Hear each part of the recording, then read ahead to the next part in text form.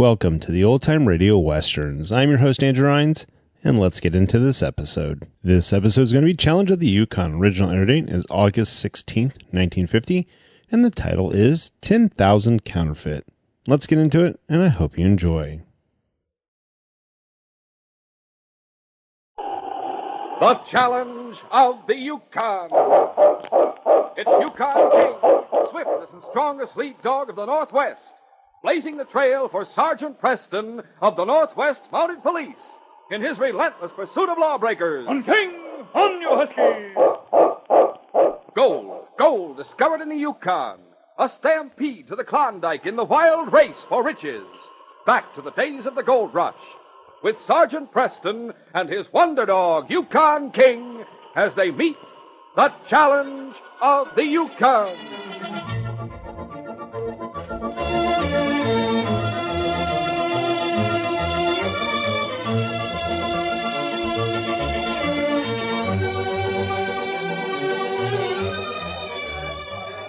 The Northern Lights Cafe in Dawson City was crowded with its usual motley array of customers. Bearded prospectors and trappers rubbed shoulders with eager gold rushers newly arrived in the territory. Among the men lined up at the bar was a big, broad-shouldered young miner named Ed Russell. A friend standing next to him was saying, Well, Ed, how's that claim of yours panning out? I hear you struck it pretty rich. I sure did, Sam. My claim is really loaded. But it looks like I may have to sell out. Well, how come? My little boy's not very well. The climate doesn't seem to agree with him. The doctor told us we ought to take him back to the States. That's too bad, Ed. I'm sorry to hear it. The trouble is, I can't get a decent price for my claim. How much you asking for it? I don't aim to take less than $10,000 for it. But so far, the best offer I've had is only $5,000. $10,000's a pretty steep price. Oh, it's worth all of that and probably a lot more. I'm telling you, Sam, I wouldn't be surprised but what that claim is good for $20,000. Two men seated at a nearby table had overheard the conversation between Ed and Sam. One of them nudged the other. Hey, Max, you hear what that young guy was saying just now? Yeah, he's got a rich claim and he wants to sell out. He's asking $10,000 for it. Well, we can afford to pay him 10 grand or even 50 grand if necessary. This counterfeit money ain't doing us no good in our pockets. Just what I was thinking. Why don't we have a little talk with him? Good idea. All right, you stay here. I'll bring him over to the table. I sure don't like the idea of selling out at a loss, but I may have to do it. Tommy's health is worth a lot more to me than the price of my claim. Excuse me, mister, but I'd like to introduce myself. My name's Art Lusk. Glad to know you. I'm Ed Russell. I happened to overhear what you were saying about selling your claim. My partner and I would like to talk business with you. You mean you're interested in buying me out? That's right. How about coming over to our table and talking it over? Why, sure. Where's your partner? Right over there. That bald-headed gent sitting by himself. Okay. Excuse me a minute, what are you saying? Sure, go right ahead. Well, here we are. Oh, Ed, I'd like to have you meet my partner, Max Delmar. Max, this is Ed Russell. Well, howdy, young fella. Pull up a chair. Thanks. I understand you've got a rich claim and you want to sell out. That's right, but I don't know whether you can meet my price. I'm asking $10,000 for Well, it. now, don't you worry about that. If your claim's worth it, we'll pay you 10 grand for it. In cash? Absolutely. Cash on the barrelhead. In that case, I don't see why we can't make a deal. Where's your claim located? It's 10 below Discovery on Siwash Creek. All right, I'll tell you what. Suppose we come out to your place tomorrow morning and look the claim over. If it's as rich as you say it is, we'll come back here to Dawson, draw up a contract, and close the deal. Fair enough, mister. Let's shake on that. Why, sure. That evening, when Ed Russell returned to his cabin on Siwash Creek, his wife was just setting the table for supper. Hi, honey. Ed, darling. You're just in time for supper. Smells mighty good, too. How's Tommy? He's a lot better. His cough's almost gone. He's sleeping now. Oh, that's good. If he shakes off this cold, let's hope he can stay well for a while. I just dread going through another winter up here. Tommy needs a good long spell in a warm climate in order to build up his resistance. Well, looks as though we won't have to spend another winter up here. What do you mean? I found a buyer for the claim. Ed, did you really? I should say 2 buyers, to be exact. Their names are Max Delmar and Art Lusk. They're coming out tomorrow morning to look the claim over. And if everything's satisfactory, we'll go back to town and close the deal. Oh, I can hardly wait. Just think. In another week, we may be on our way back home to the States. With $10,000 in our pockets. Enough to live comfortably for a change and give us a real start in life. Oh, yeah, honey, I guess we have a lot to be thankful for. The following morning in Dawson City, Sergeant Preston was called into the office of Inspector Conrad. You wanted to see me, Inspector? Yes, Sergeant. I've just had word from the United States Treasury Department that 2 American counterfeiters may be hiding out here in the territory. Who are they, sir? Their names are Max Delmar and Arthur Lusk. We have descriptions of them, but no photographs. Has any counterfeit money turned up in the territory? Not yet, Sergeant. Delmar and Lusk were members of a counterfeiting ring that was broken up in the States a few months ago. They were the only ones who escaped. Well, how'd the American authorities trace them up here? Well, it's known that they boarded a ship in Seattle that was bound for Skagway. That means there's a good chance that they were heading for the Yukon territory. They have any counterfeit money in their possession? Yes, Sergeant. According to the members of the ring who were captured, Delmar and Lusk were carrying nearly $100,000 in counterfeit currency. Probably think it'll be easy to pass up here in the Yukon. The Treasury Department sent along an exact description of the counterfeit bills. I want you to circulate this information to all the banks and business houses in Dawson. Very well, sir. I'll get busy right away. Here's the full report, Sergeant. You can study it for yourself. Let me know as soon as you get any leads. Right, Inspector. Come along, Ken. That afternoon, Ed Russell came to Dawson and signed the deed of sale which transferred ownership of the claim to the 2 crooks. By the way, do you mind if we take a day or so to clear out of the cabin? It'll take a little while to get ready for the trip back to the States. Not at all, not at all. Take 2 or 3 days if you like. Oh, thanks. That's mighty nice of you. Well, I'd better be going, I guess. So long. So long, and good luck to you. Yeah, so long, sucker. I hope he don't take too long clearing out of the territory. Max, you think there's any danger of those bills being spotted as phony? Not a chance. Took the Secret Service a year to get wise to us back in the States. Up here in the Yukon, they'll never be able to tell these bills from the real thing. I guess you're right. Look, we'll buy up some more claims, sell them off as fast as we can.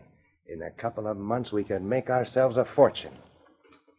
After leaving the hotel, Ed went to the Yukon Territorial Bank to deposit the $10,000. How much you got there, Ed? $10,000. I suppose you'll want to count it out. That's right. Not that I don't trust you. Say, wait a minute. What's the matter? This money's counterfeit, Ed. Counterfeit? Are you sure? I'm positive. Sergeant Preston came around to the bank just this morning and warned us to be on the lookout for bills like these. Why, those dirty skunks. They were trying to swindle me. Who was it gave you the money? A couple of smooth gents named Max Delmar and Art Lusk. I just made over my claim to them. They've got the deed of sale all signed and witnessed. Well, we better report this counterfeit money to the Mounties right away, Ed. Don't worry. I'll report the whole thing to the Mounties. But first, I'm going over to the Palace Hotel and get back that deed of sale. And while I'm there, I'm going to give Delmar and Lusk something to remember me by. Boiling with rage over the way the 2 crooks had tried to swindle him, Ed Russell hurried back to the Palace Hotel. Without bothering to knock, he burst into their room. Hey, what's the idea? What do you think, you dirty skunks? I just found out that money you paid me was counterfeit. You what? Oh, you did, huh?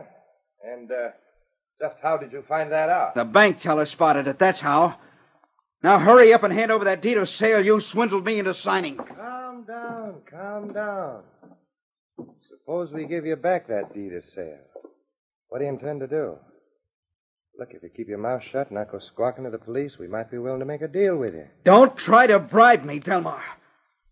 As soon as I get that deed of sale, I'm going to give you and your partner a little going over just for good measure. And then I'm going to report those counterfeit bills to the Mounties. So that's your attitude, huh? Yeah, that's my attitude. In that case, you're not leaving us much choice. What? Get your hands up, Russell. Gun. Yeah, it's a gun, all right, and it's loaded, too. You let out a yell for help, and I'll blast you to kingdom come. Now, turn around. What are you going to do? Turn around and find out. That's better. Now, I'll show you what I'm going to do. You laid him out cold, Max. Yeah, there's no telling how long he'll stay that way. Better rip up the bed sheets, tie him up, and gag him. Good idea. A few minutes later, the 2 crooks finished tying and gagging the unconscious man. There, that ought to hold him. Now, what are we going to do, Max? I don't know. We're in a bad spot. Looks like we better pull our freight before the Mounties get on our trail. Trouble is, we need dough. We got plenty of counterfeit. A fat lot of good that'll do us once the Mounties get wise to us. They'll spread the word all over the territory to be on the lookout for phony bills. Yeah, I guess you're right. Hey, I got an idea. Let's hear it. We still got the deed of sale giving us ownership of Russell's claim. If we can sell the claim in a hurry, we can pick ourselves up a few $1,000 and then make our getaway. Well, it'll take time to find a buyer. No, maybe not. They got mine brokers up here that make a business of buying and selling claims. We can go to one of them and take any price he'll give us. Yeah, I guess that's better than nothing. Come on, let's go. Right. Later that afternoon, the bank teller from the Yukon Territorial Bank came to Mounted Police Headquarters. He found Sergeant Preston seated in the office with the great dog Yukon King curled up beside his desk. Oh, hello, Frank. Hello, Sergeant. Has Ed Russell been here yet? Not that I know of. I just came in a few minutes ago. Why? Well, he showed up at the bank an hour or so ago with $10,000 in counterfeit bills. In that case, I'm sure he hasn't been in. The constable on duty would have notified me. Well, the bills were the kind you warned us to watch out for. Did Ed tell you where he got them? Yes, he sold his claim. The $10,000 was the money he got paid for it. Strange he hasn't come around to headquarters. You say where he was going when he left the bank? Well, I told him to report to you right away, but he was pretty mad. He said first he was going to get back the deed of sale from the men he sold the claim to and give them something to remember him by. No wonder he hasn't shown up. You mean maybe something's happened to him? The counterfeiters who gave him that money are wanted criminals. They might kill to keep from getting caught. Great Scott, I never thought of that. I should have come here before. But I assumed that Ed would report the matter to you. No need to blame yourself. Ed did a very foolish thing. I don't suppose he gave you any information about the man who gave him the money. Well, as a matter of fact, he did. He said the names were, let me see. Oh, yes, Delmar and Lusk. Max Delmar and Arthur Lusk. Those are the counterfeiters, all right. Yeah, he said he was going to see them at the Palace Hotel. I guess that's where they're staying. I'd better get over there right away. Well, let me go with you, Sergeant. If anything's happened to Ed, I'd feel partly responsible. I want to find out if he's all right. All right, wait till I get my pocket. Come on, King, let's go, boy. When Sergeant Preston arrived at the Palace Hotel, he found out from the desk clerk that Delmar and Lusk had left the hotel about an hour ago, but hadn't checked out. The sergeant obtained a pass key from the clerk and went up to their room to investigate. Now, here's their room right here, Sergeant. Yes, the desk clerk said it was 213. I'll open the door. Holy mackerel. It's Ed, and he's all tied up. Take it easy, Ed. I'll soon get this gag off you. There you go. Thanks, Sergeant. Thanks a lot. That gag was down there suffocating me. Yeah, thank goodness you're still alive. We were halfway expecting to find you dead. I'll cut through this stuff they tied you up with. How did you happen to come here? Well, I told the sergeant about that counterfeit money you got for your claim, and he suspected right away you might have gotten in trouble. Luckily, Frank remembered you were going to the Palace Hotel. Otherwise, you might have been up here for a good long time. There. Thanks. It sure feels good to get loose again. I guess it was pretty dumb of me coming here by myself instead of going straight to you, Sergeant. It's never smart to take the law into your own hands, Ed. Dealing with criminals is the job of the police. I sure found that out. What happened? Well, I came here and got tough with them and tried to get back the deed of sale I'd signed. And Delmar pulled a gun on me. He knocked me out. In that case, I don't suppose you know where they've gone. I do know where they went, Sergeant. Oh? You see, I came to again while they were tying me up. But they didn't know it because I pretended I was still unconscious. I heard them talking to each other. What'd they say? Well, they figured they'd make a getaway fast. But apparently they didn't have much money except for the counterfeit bills they were carrying. So? So they decided to take the deed of sale I signed and go sell the claim to a mine broker for any price they could get. They didn't say which mine broker. No, I guess they were just going to stop in the first office they came to. Well, there's a dozen or more mine brokers' offices along Front Street. I'll try them all if necessary. You feel well enough to come with me, Ed? Sure. I feel okay, except for this lump on my head. All right, Ed. If you're ready, let's go. Come along, King. The first mine broker's office, which Sergeant Preston and Ed Russell came to, was operated by a man named Arnold Brewster. As the sergeant and Ed entered the office, they were greeted by Brewster's clerk. Hello there, Sergeant. Hello, Dave. Mr. Brewster in? No, he isn't. I'm afraid he won't be back till this evening.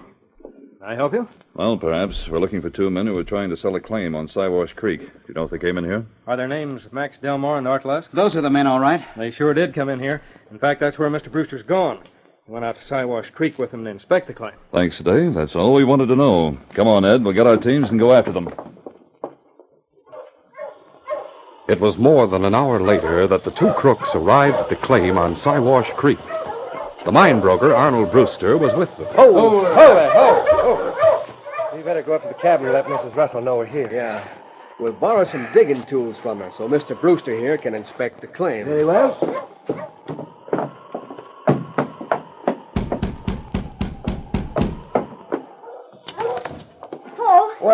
there, Sonny. I suppose you're Ed Russell's little boy, aren't you? Yes, sir. I'm Tommy Russell. Is your mother home? Sure, come on in.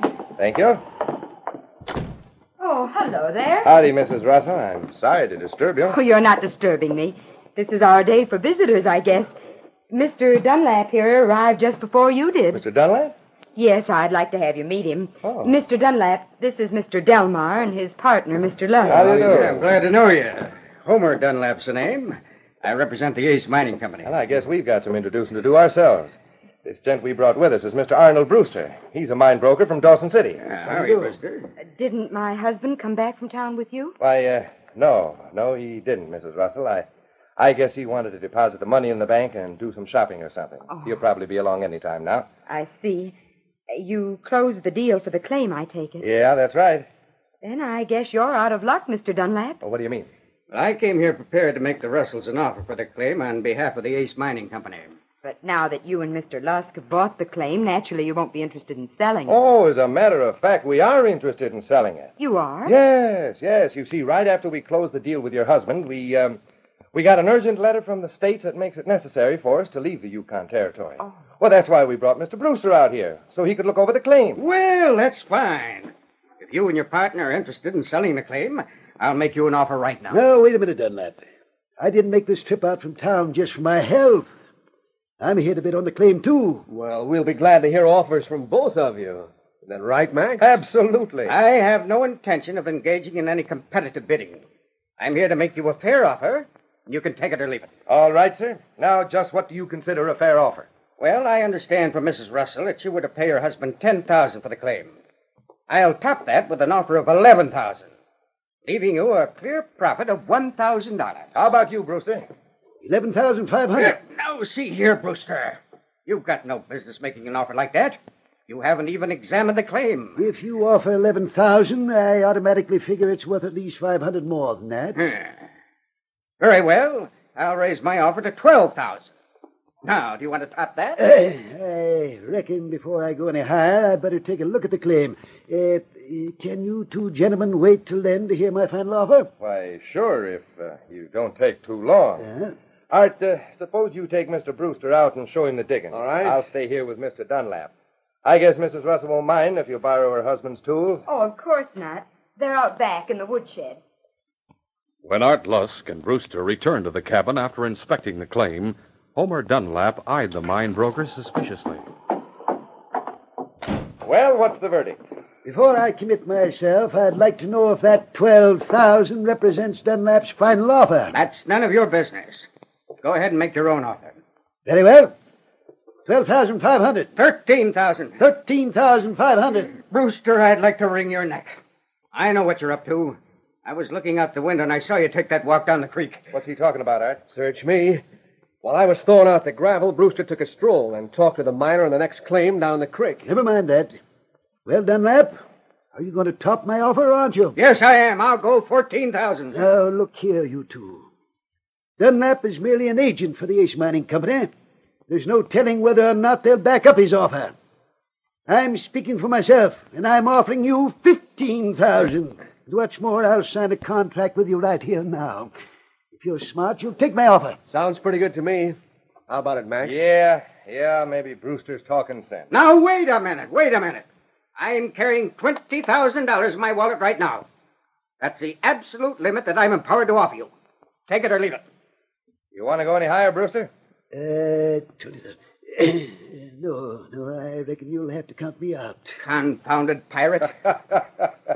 All right, then, Dunlap, let's see the color of your money. We'll make over the claim to you right now. After the two crooks had produced the deed of sale and signed over the claim to the Ace Mining Company, Homer Dunlap counted out the money. There you are. $20,000. Thank you. Maybe now you won't mind telling us why Brewster took that walk down the creek. The fact is, the Ace Mining Company is buying up claims all along the creek in order to start large-scale mining operations. Brewster evidently found that out and figured if he could get hold of your claim, he could resell to us for a quick profit. Well, all's well that ends well. That's what I always say. Art, I guess you and me better be on our way. Yeah, let's go. Why, someone's coming. Maybe that's Ed now, getting back from town. It is Ed, and there's a Mountie with him. What's that? What? What's the Get your hands up, all of you. What is this? Now, see here, what's the meaning of this? Shut up and start reaching before I plug you. All of you get over there and line up against the wall. Go on, get moving and quick. Aren't you keeping covered? I'll handle them out. Right. Reach, all of you. Better watch that dog of yours, Mountie. One false move and I'll put a bullet in his head. Steady, King. Elmer, I advise you to put that gun down. You're in trouble enough without adding any more violence to your record. Oh, make me laugh. Unbuckle that gun belt of yours and throw it on the ground. And if I refuse? You better not refuse. My partner's holding a gun on 4 people inside this cabin, including Russell's wife and kid. You try any funny stuff and they'll both get plugged.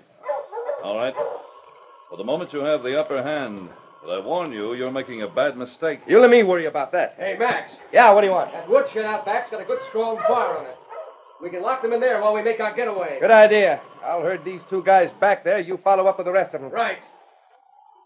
A few moments later, the prisoners had been herded into the woodshed, and the crooks prepared to shut them in. Now remember, we got guns and you guys haven't. So don't try busting out before we make our getaway, or we'll spray you with lead. All right, Art. Shut the door. We lock them in. Right. The prisoners waited for several moments in tense silence until they heard the muffled barking of huskies as the crooks prepared to drive away. Then the sergeant put his shoulder against the door and heaved with all his strength. But the door refused to give. Again the sergeant tried, this time drawing back several paces and hurling himself against the door as hard as possible. Still without success. Here, let me try it with you, Sergeant. Maybe the 2 of us can do it. All right. Together now. Again and again, the 2 men hurled their weight against the door. But although the wood splintered slightly, the door still refused to give. Finally, Ed said, It's no use, Sergeant. That 2x4 the door's barred with is too strong. We'll have to chop our way out. You must have an axe in here somewhere, haven't you? Yeah, that's right. I was forgetting all about that. It's right back here in the corner. Hand it to me, Ed. Here you are. Thanks. All right, you people. Stand back, please. All right. The door was built of thick planks, but finally the sergeant chopped a hole through which he could put his arm. That does it. I'll reach through and unbar the door from the outside. As the prisoners rushed out of the shed and ran around to the front of the cabin, they were greeted by the sight of huskies, trailing lengths of harness, snarling and fighting among themselves. They've cut the traces on our sleds. I have an extra harness inside the cabin, Sergeant. I'll go get it. Right. Hey, look here, Sergeant. Will you kindly explain to me what this is all about? I just made a deal with those 2 crooks for $20,000. What kind of a deal are you talking about? I bought this claim from them. I'm afraid you paid the money to the wrong party.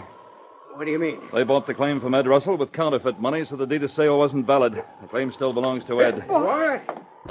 Okay, Sergeant, here you go. Thanks, Ed. And while you're hitching up your team, I'm going over to Joe Carter's cabin and borrow another harness. Another harness? What for? So I can go with you. You'd better not, Ed. There's bound to be gunplay. No use arguing with me, Sergeant. You may need help handling those critters. Precious time was lost before the 2 teams were hitched up. But finally, the sergeant and Ed were ready to start. They'll have to clear enough trail to follow. Yes, they're heading north. If we cut over the hills, there's a chance we can intercept them. Ed, for heaven's sake, please be careful. Don't worry about me, honey. I'll be all right. Now, Tommy, you take care of your mother till I get back. I shall, Daddy. All right, Sergeant, let's go. All right. On King! On, you huskies! Smash you, husky! For nearly 2 hours, the sergeant and Ed urged their teams forward at desperate pace in pursuit of the crooks. Night had fallen, and the sky was brilliant with a full moon and the flashing northern lights when they finally topped the crest of a steep hill and sighted their quarry driving along the trail in the valley far below. There they go, Ed. On King! On, you huskies! With their sleds traveling at breakneck speed, the sergeant and Ed literally hurled down the hillside. The crooks were driving separate teams. Art Lusk was in the rear. He turned and began firing wildly at the sergeant. Knowing the range was too great, the sergeant didn't bother to reply with his carbine. Finally, the crook's 6 shots were used up, and the hammer clicked on an empty chamber. With a curse, he flung the now useless gun down on his sled.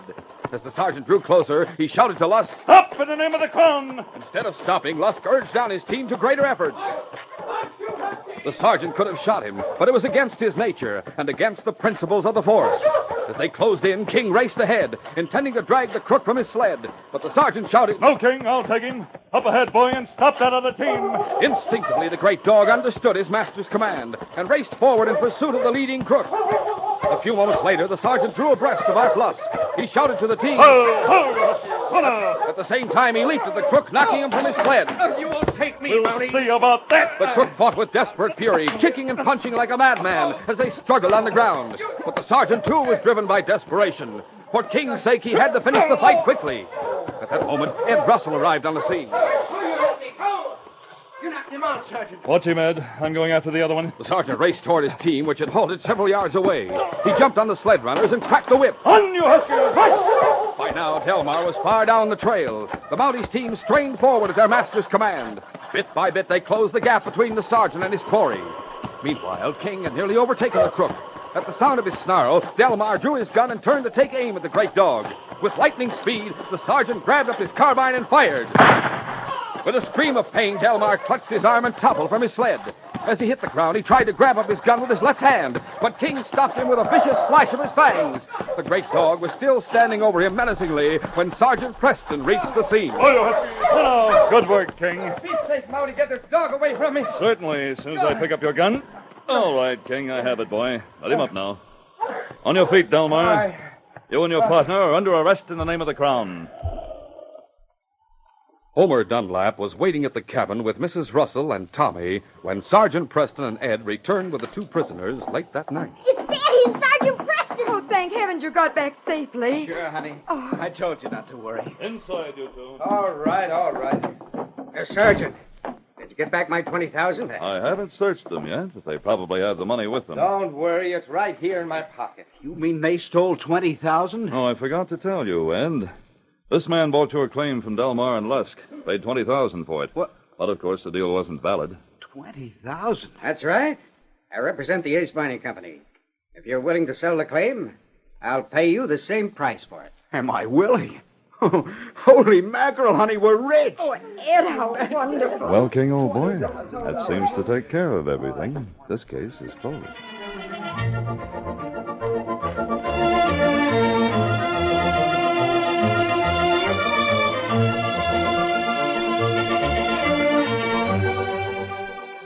We now take you to Northwest Mounted Police Headquarters in Dawson. You sent for me, Inspector? Yes, Sergeant. There's been an outbreak of fur robberies all over the territory. 2 trappers have been shot to death. It looks as though the same gang is responsible for all of the crimes. Well, they must have some way of disposing of the stolen furs. I suggest we check on all the fur trading companies, sir. The case is in your hands, Sergeant. I want that gang broken up and the criminals brought to justice. Right, sir. Come on, King. We have a big job ahead of us. Yes, the sergeant is taking on a big and dangerous assignment. He's up against a well-organized gang of fur thieves operating on a large scale. Somewhere in the background, there must be a master criminal planning every move. And the next move may be death for Sergeant Preston. Be sure to listen to this next exciting adventure, The Branded Pelts. These radio dramas, a feature of the Challenge of the Yukon Incorporated, are created by George W. Trendle, produced by Trendle Campbell Enterprises, supervised by Charles D. Livingston, and edited by Fran Striker. The part of Sergeant Preston is played by Paul Sutton. They are brought to you once each week until September, when we shall resume our regular Monday, Wednesday, and Friday broadcasts.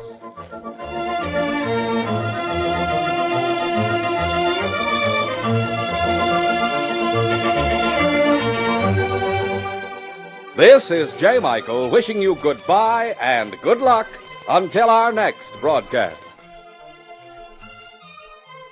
This is the Mutual Broadcasting System.